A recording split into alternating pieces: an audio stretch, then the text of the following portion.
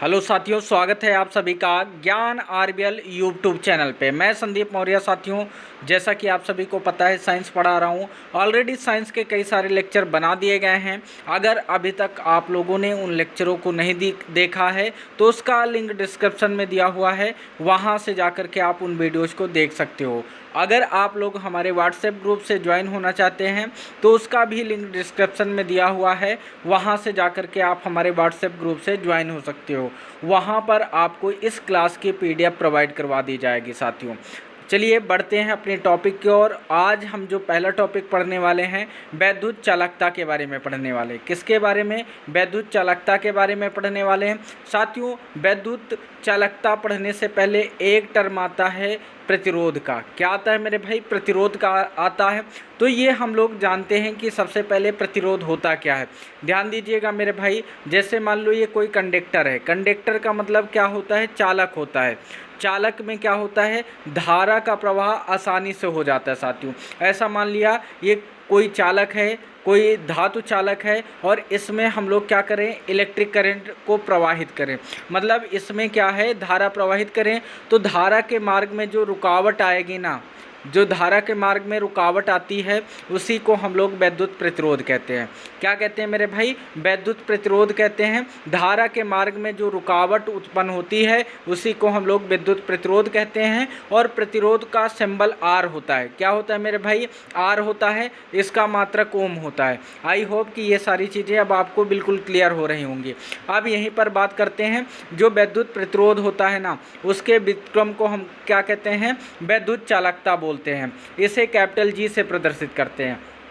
किससे प्रदर्शित करते हैं मेरे भाई? कैपिटल जी से प्रदर्शित करते हैं। और ये जो विद्युत चालकता है ना, आपको इसे कैपिटल जी से प्रदर्शित करते हैं। और ये होता है 1/r के। क्या होता है? 1/r के होता है। साथियों, ऐसा आप लोगों को याद रखना है। अब यहाँ पर हमने बताया आर का मात्रक क्या होता है? ओम होता है। तो आप सभी भाई बहन जानते हैं मेरे भाई कि आपको पता है कि अगर capital G equal to 1/r लिखें तो आर का मात्रक क्या हो जाएगा? ओम हो जाएगा।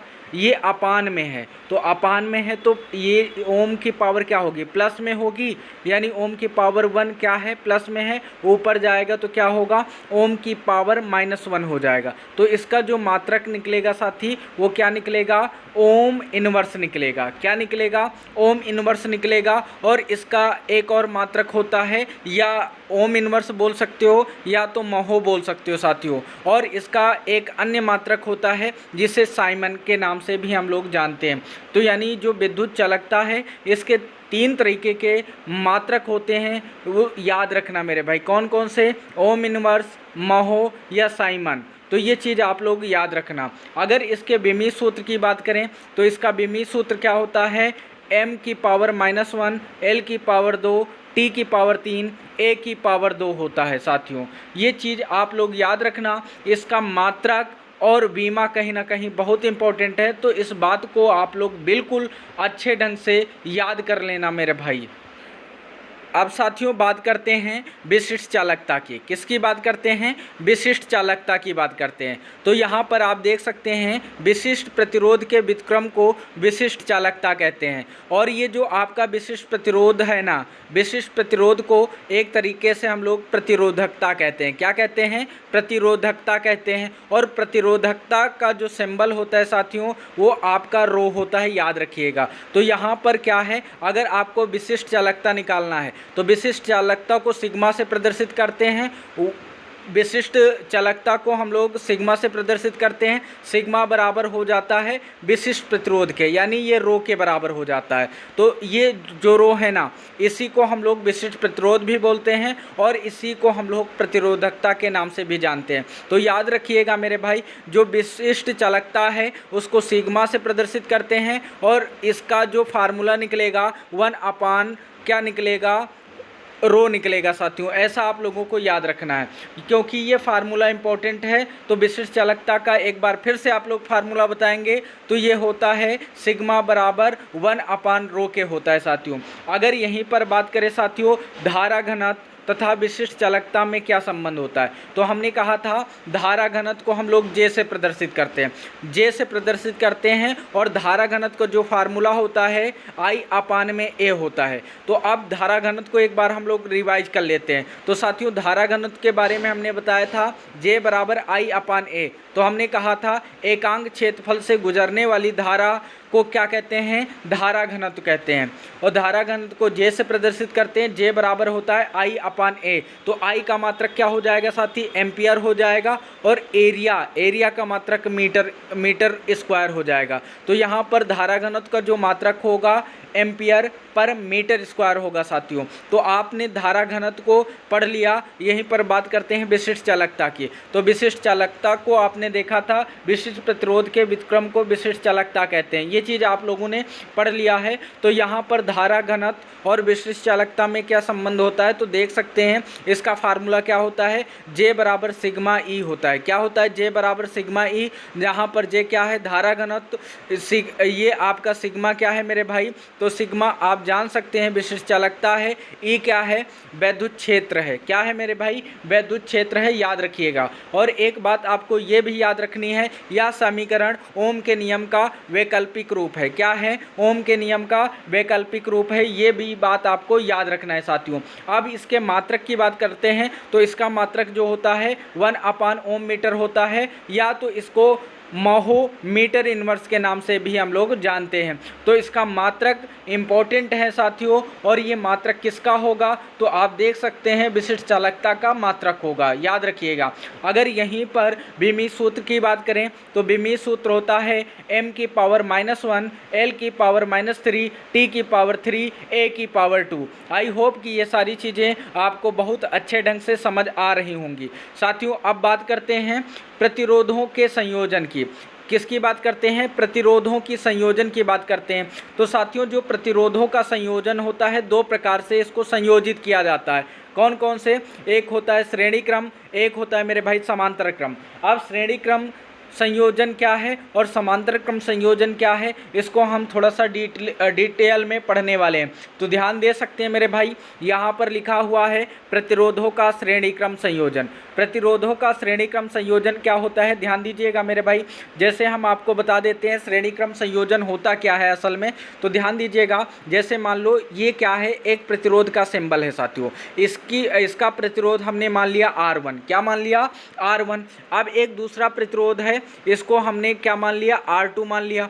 ये प्रतिरोध R2 वाला है। ऐसे ही हमने एक प्रतिरोध और बनाया और इसको क्या मान लिया, R3। तो साथियों आप देख सकते हैं ये पहला प्रतिरोध है, ये दूसरा प्रतिरोध है, ये तीसरा प्रतिरोध है। तो साथियों यहाँ पर देख सकते हैं ये क्या है, पहला प्रतिरोध है, ये दूसरा प्रतिरोध है। तो पहले प्रतिरोध का दूसरा सिरा यहाँ पर आप देख सकते हैं और दूसरे प्रतिरोध का पहला सिरा यहाँ से ज्वाइंट है। इसी प्रकार से ये दूसरा प्रतिरोध है आपका, दूसरे प्रतिरोध का ये दूसरा सिरा है और तीसरे प्रतिरोध का ये पहला सिरा है। यानी हम कह सकते हैं दूसरे प्रतिरोध का दूसरा सिरा और तीसरे प्रतिरोध के पहले सिरे से जोड़ देते हैं। तो इस प्रकार के संयोजन को साथियों हम लोग कौन सा नाम देते हैं, श्रेणी क्रम संयोजन का नाम देते हैं। तो साथियों इस प्रकार के संयोजन में धारा का मान समान होता है। क्या होता है, धारा का मान समान होता है। कैसे समान होता है, इसकी अभी चर्चा हम आगे करते हैं। और ये प्रतिरोधों के बीच में जो विभवांतर उत्पन्न होता है वो अलग अलग होता है। कैसे होता है, तो बाई फिगर हम इसको समझने का प्रयास करते हैं। ध्यान दीजिएगा मेरे भाई, कैसे होता है तो इसको हम लोग बाई फिगर समझने का प्रयास करते हैं। तो ध्यान दीजिएगा मेरे भाई, यहाँ पर आप देख सकते हैं 3 प्रतिरोध लगे हुए हैं। कौन कौन से, R1, R2 और क्या लगा हुआ है, R3। इनके बीच में विभवांतर देख सकते हैं साथियों, V1, V2, V3 लगा हुआ है। और हमने इसको क्या किया मेरे भाई, जो ये प्रतिरोध है इसको क्या किया, बैटरी के प्लस सिरे से जोड़ दिया और जो तीसरा प्रतिरोध का दूसरा सिरा है उसको माइनस से जोड़ दिया। तो साथियों यहाँ पर हमने एक बैटरी लगा दी। अगर बैटरी लगा दी तो साथियों आप देख सकते हैं ये पहला प्रतिरोध है, पहले प्रतिरोध का ये दूसरा सिरा है और दूसरे प्रतिरोध का पहले सिरे से जुड़ा हुआ है। इसी प्रकार से प्रतिरोध ये दूसरा प्रतिरोध है, दूसरे प्रतिरोध का दूसरा सिरा तीसरे प्रतिरोध के पहले सिरे से जुड़ा हुआ है। तो इस प्रकार का संयोजन साथी कौन सा संयोजन होगा? श्रेणी क्रम संयोजन होगा। अब इससे बैटरी से हम इसमें क्या प्रवाहित करेंगे? धारा प्रवाहित करेंगे। तो साथी जैसे ही धारा इसमें आएगी तो आप देख सकते हैं इसमें जो धारा का प्रवाह होगा एक समान रूप से होगा, क्योंकि धारा के जाने के लिए केवल एक ही मार्ग है साथियों। क्योंकि आप देख सकते हैं जो आपकी धारा प्रवाहित होगी वो माइनस से प्लस की ओर प्रवाहित होगी। तो माइनस से प्लस की ओर जाएगी तो जो धारा आपकी कहाँ पहुँचेगी? R1 में पहुँचेगी, वही R2 में पहुँचेगी, वही R3 में पहुँचेगी। तो इसका मतलब आप सभी को पता चल गया कि इस प्रकार के संयोजन में जो धारा बहती है, धारा का फ्लो होता है, प्रतिरोधों में समान रूप से फैलता है। साथियों आई होप कि ये चीज़ें आपको अब समझ आ गई होंगी। साथियों श्रेणी क्रम संयोजन में जो इसका फार्मूला निकलता है, श्रेणी क्रम संयोजन में जो प्रतिरोध का संयोजन का फार्मूला निकलता है वो किसके इक्वल में होता है? तो R बराबर R1 plus R2 plus R3, ऐसे जितने प्रतिरोध होंगे हम लोग ऐसे ही जोड़ते चले जाएंगे तो वो क्या हो जाएगा? तुम्हारा प्रतिरोधों का श्रेणी क्रम संयोजन का फार्मूला निकल के आ जाएगा। अब यहीं पर बात करते हैं साथियों प्रतिरोधों का समांतर क्रम संयोजन। किसकी बात करते हैं? प्रतिरोधों का समांतर क्रम संयोजन। साथियों सबसे पहले हम जानने का प्रयास करते हैं ये समांतर क्रम संयोजन होता क्या है। तो आप देख सकते हैं यहाँ पर ये पहला प्रतिरोध है, ये दूसरा प्रतिरोध है और ये तीसरा प्रतिरोध है। तो आप देख सकते हैं पहले प्रतिरोध का पहला सिरा है, दूसरे प्रतिरोध का पहला सिरा है, तीसरे प्रतिरोध का पहला सिरा है। यानी इसमें तीनों प्रतिरोधों के पहले सिरों को एक पॉइंट पे ज्वाइंट कर दिया गया है। इसी प्रकार से तीनों प्रतिरोधों को एक पॉइंट से ज्वाइंट कर दिया गया है और ज्वाइंट करने के बाद जिस प्रकार का फिगर निकल के आएगा ना, इस प्रकार के फिगर को हम लोग कौन सा नाम दे रहे होंगे? समांतर क्रम संयोजन का नाम दे रहे होंगे। अब यहीं पर बाई फिगर हम समझने का प्रयास करते हैं। जैसे हमने यहाँ पर क्या लगा दिया? एक बैटरी लगा दी साथियों। अगर बैटरी लगा दी तो सीधी सी बात है इसमें धारा प्रवाहित होगी। जैसे हम कुंजी ऑन करेंगे, कुंजी का मतलब होता है बटन, जैसे ही हम लोगों ने बटन ऑन किया साथियों तो ये धारा प्रवाहित हो जाएगी। यानी धारा का जो प्रवाह होगा, जो बहाव होगा साथियों वो माइनस से प्लस की ओर होगा। तो साथियों आप देख सकते हैं यहाँ पर इस जगह तक I का मान तो समान होगा, लेकिन अब I के तीन रास्ते हो गए तो यहाँ पर I का मान क्या हो जाएगा? अलग अलग हो जाएगा। तो इस प्रकार के संयोजन में धारा का जो फ्लो होता है, धारा जो प्रवाहित होती है, धारा का मान क्या होता है? अलग अलग होता है और इनके बीच का विभवांतर साथियों समान होता है, याद रखिएगा। तो आप देख सकते हैं यहाँ पर धारा का मान अलग अलग है लेकिन इनके बीच जो विभवांतर होगा उनकी वैल्यू सेम आएगी साथियों। आप ध्यान से देखिएगा, यहाँ पर हमने इस बात को लिख भी दिया है, इस संयोजन में धारा का मान अलग अलग होता है, इस संयोजन में विभवांतर समान रहता है, जैसा कि अभी हमने आपको समझा दिया है। इसका जो फार्मूला होता है साथियों वो अपान में होता है। यानी अगर तुल्य प्रतिरोध की बात करें तो 1/R बराबर होता है 1/R1 plus 1/R2 plus 1/R3। ऐसे जितने प्रतिरोध लगे होंगे उनको प्लस अपान में लिखते हुए चले जाएंगे साथियों। ये बात आप लोगों को बहुत अच्छे ढंग से समझ में आ रही होगी, ऐसा मेरा मानना है साथियों। आप बढ़ते हैं आगे।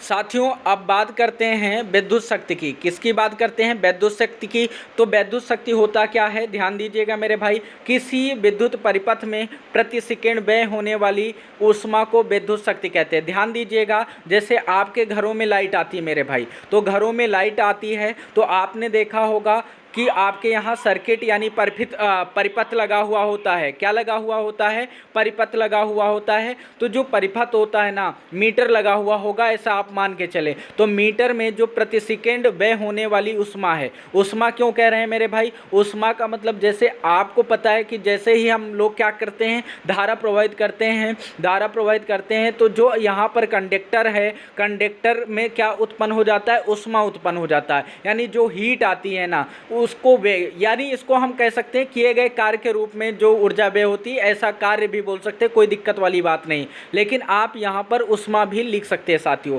तो हम यहाँ पर बताना चाहते हैं किसी विद्युत परिपथ में प्रति सेकंड व्यय होने वाली ऊष्मा को विद्युत शक्ति कहते हैं। इसका मतलब आपके यहाँ जो मीटर लगा हुआ है ना, तो प्रति सेकंड जितनी ऊर्जा व्यय होती है, जितनी ऊर्जा व्यय होती है उसी को हम लोग क्या कहते हैं साथियों? विद्युत शक्ति कहते हैं, जिसे इंग्लिश में इलेक्ट्रिक पावर के नाम से से जानते हैं साथियों। इसे P से प्रदर्शित करते हैं, P बराबर होता है W/T। तो साथियों इसका मात्रक भी देख लेते हैं। W का मात्रक होता है साथियों जूल और समय का मात्रक होता है सेकेंड। तो इसका एक मात्रक निकल आएगा जूल पर सेकेंड निकल आएगा। क्या निकल आएगा? जूल पर सेकेंड निकल आएगा। और जूल पर सेकेंड को ही हम लोग वाट के नाम से जानते हैं साथियों। ऐसा आप लोगों को याद कर लेना है, लर्न कर लेना। अगर बीमी सूत्र की बात करें तो इसका बीमी सूत्र जो होता है mL²T-3 होता है, याद रखना मेरे भाई। अब यहाँ पर अन्य सूत्र की बात करते हैं। किसकी बात करते हैं साथियों? अन्य सूत्र की बात करते हैं। तो P बराबर होता है W/T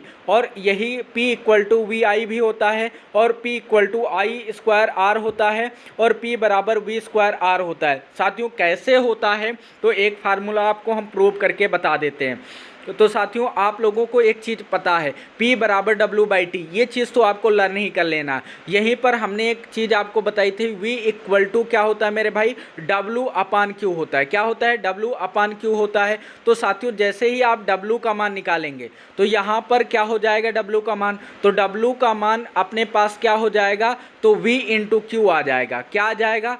V × Q आ जाएगा। तो साथियों Q का मान हमने आपको बताया, याद हो तो Q बराबर होता है IT, यानी जहाँ पर ये Q है ना, यहाँ पर IT रख दें तो इसका मतलब V × में क्या हो जाएगा? IT = में W आ जाएगा। इतना आप लोग समझ गए होंगे। यानी W का मान क्या आ गया? V × IT आ गया। क्या आ गया? IT आ गया। तो यहाँ पर साथियों जैसे ही W का मान हटाएंगे आप तो W की जगह पे क्या आ जाएगा? VI और क्या हो जाएगा? T हो जाएगा। नीचे भी T है, देख सकते हैं यहाँ पर T है तो T से T कैंसिल हो जाएगा। तो आपका क्या बच जाएगा? VI बच जाएगा। क्या बच जाएगा मेरे भाई?